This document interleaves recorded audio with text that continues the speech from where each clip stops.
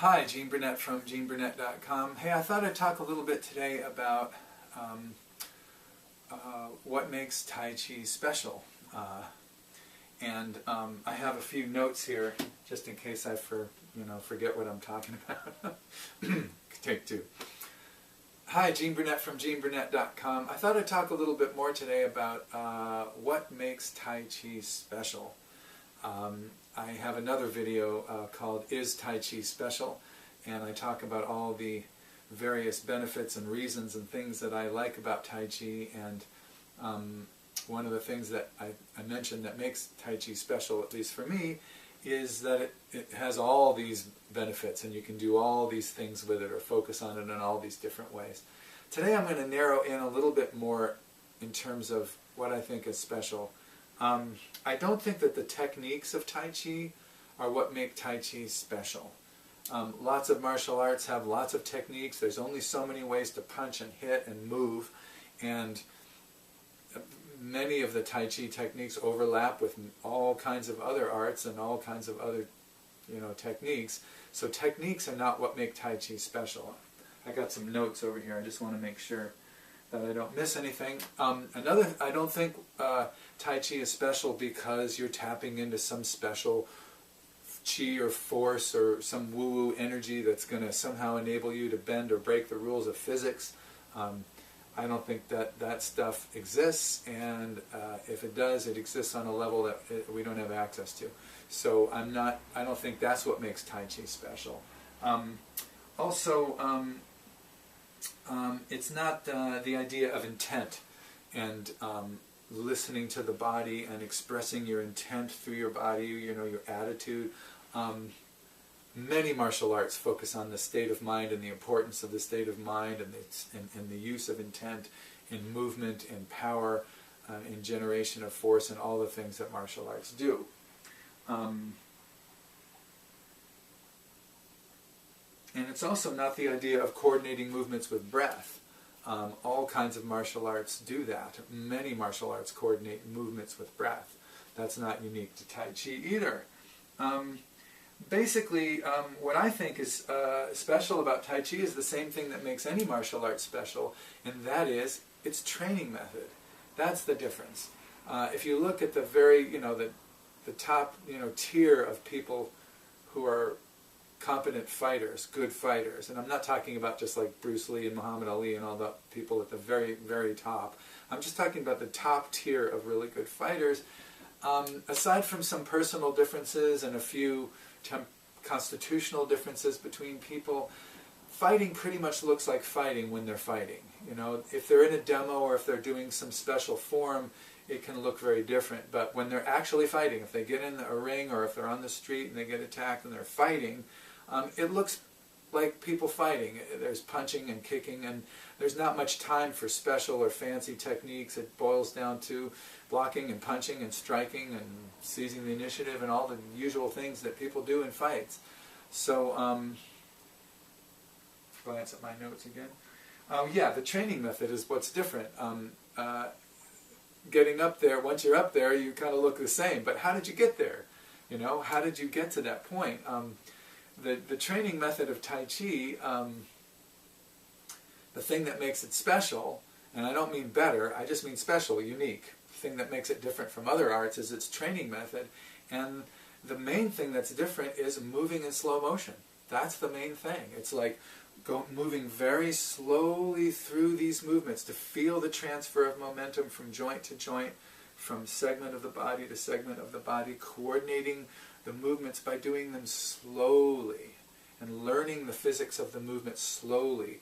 And yes, you coordinate with breath, and yes, you're working on kinetic chains and all those kind of things, but all martial arts do that. The thing that you're doing a little bit differently with Tai Chi is moving slowly, at least in the beginning, and always coming back to that, always coming back to a slow, settled, measured, appreciative study of the body and what it does. This training method is great for personal development and developing martial attributes and using it, that's the way I use it, as a kind of a martial yoga. It's also great as a foundation for going further and taking it into actual combat if you want to do these techniques in combat. This slow method, this slow, careful, relaxed, gentle method of learning these kinetic chains in the body is really, really great for people who are not athletically talented, like myself. I really needed a training method like this in order to get to know my body and inhabit it and feel like I'm in here and I'm competent and I can move my body through space. Whatever grace and relaxation and confidence and strength you see over here was installed by me by practicing and working hard. It did not come standard. I'm not talented at this at all. I had to really work. And because the learning curve is so gentle and so slow and so even and relaxed and gradual, it's great for people like me who aren't talented, because we get easily overwhelmed by too much information. We don't have this natural talent that just filters out what doesn't work really quickly and gets us right to the best movement, the best way to do things. I had to ask a million questions. I had a huge receptionist in my head before anything went to my body that had to think about it and figure it out and understand it. And I was just way, way in my head, like a lot of talented people are, like a lot of people who aren't talented physically. We compensate with our brains. And so I really needed that nice, slow, gentle learning curve to really calm down and feel what's going on in my body. It's also really great if you're recovering from an injury and you're just getting back into moving, to be able to go slowly and study, not twist that joint, to keep this solid, and then shift the weight evenly, not go too far forward. Tai Chi, in a way, is a study of removing extremes from your movement repertoire. It's removing extremes, taking away the reach that's too far, or the twist that's too much, or the lift that's too much, or the sink that's too low.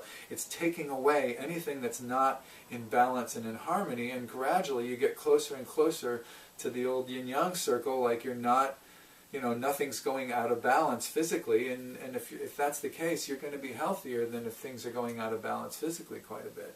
So it's really, really good for people who are rehabbing injuries, who are not physically talented, who want a gentle, slow learning curve into fitness and agility and strength. And for those reasons, that slow motion training method is